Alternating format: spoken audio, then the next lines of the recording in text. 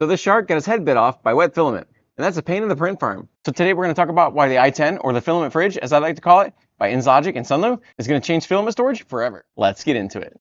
Before we get too far into it, I do want to say that this video is not sponsored by SUNLU or INSLOGIC, but they did send this unit over to review. And if you wind up enjoying this video, hit that like button. And if you want to stay up to date on all print farm pain, hit that subscribe. So I've spent years drying and printing with filament, but I could never quite figure out the optimal storage solution for filament that you don't use very frequently, or things that have really high moisture sensitivity. And sure, you could use the cereal bins that don't really optimize space to store your filament with the desiccant in it, or you could try using a filament dryer that has an auto mode that kicks on when it reaches a certain relative humidity. But that doesn't really optimize power, now does it? So let's talk about why the filament fridge, or the i10, is going to be that long-term filament storage option that saves both space and power. So how does i10 work? Well, it's not going to be like an active filament dryer where it's going to cook the moisture out of your filament like an oven. It's going to be more like a fridge. It's going to preserve what condition your filament's already in, or if it's got moisture in it, it's going to pull it out through dehumidification. With a molecular sieve, it's going to pull moisture out of your filament over time through that dehumidification process. And it's going to export that filament moisture out the back through fans. But there's one more reason why I feel like this is premium and it feels like a wine fridge for your filament. It's this door. It's got a really cool pressure shut on it. And oddly enough, I really enjoy it. That molecular sieve is going to be able to draw that moisture out of your filament over time and not cost you a lot in your electricity bill. That's going to be nice. This is more like a preservation unit for your filament, with a little bit of filament drying added onto it. SUNLU states if you put wet or moist filament into the cabinet, it takes about 2 days for it to start to actually pull it out of there. So that's the dehumidification process and the electricity cost savings over time. Now let's talk about this unit and how it can really space save when it comes to storing filament. So the i10 can hold up to 10 1 kilogram rolls, or it can hold a bunch of 250 kilogram rolls, a couple of 3 kilogram rolls. It can hold a 5 kilogram roll. It can also hold a slew of other things that are moisture sensitive.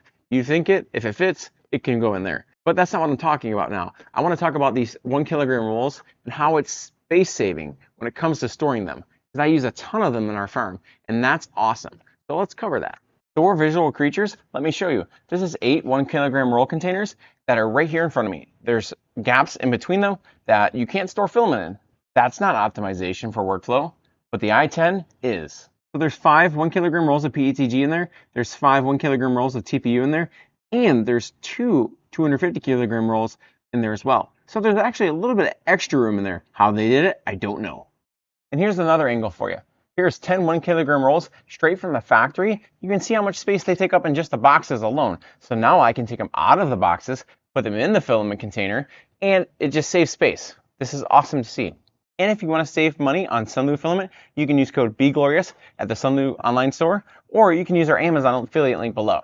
So let's talk about the use of the i10, or the filament fridge, as I like to call it, in that dry it, use it, set it, and forget it mentality. So with the filament fridge or the i10, you're going to set this and forget it. You're just going to put your filament in there, and if it's got moisture, it'll pull it out over time if you don't use it very often. Or if it doesn't have moisture because this came from an active dryer or came from a printing session that was actively dried, you can put it in there. And this is going to manage the relative humidity really well for you. You're not going to worry about those cereal bins, and it's not going to get in the way. This machine works really well in our Solari station, is what I like to call it, or SUNLU station. I have active filament drying, and when I'm done with the active drying of filament, I put it into the container. I'm going to wish I had a ton more of these now because I don't have to keep actively drying filament after it's sat out for a while. That'll eventually, I think, wear out your filament. That's probably not good for it. And one more thing, this thing is quiet. I can't even hear it running.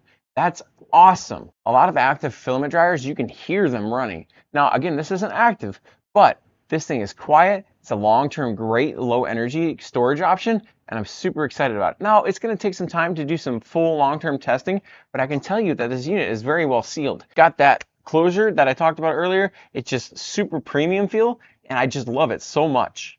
So let's talk about the most important option, price.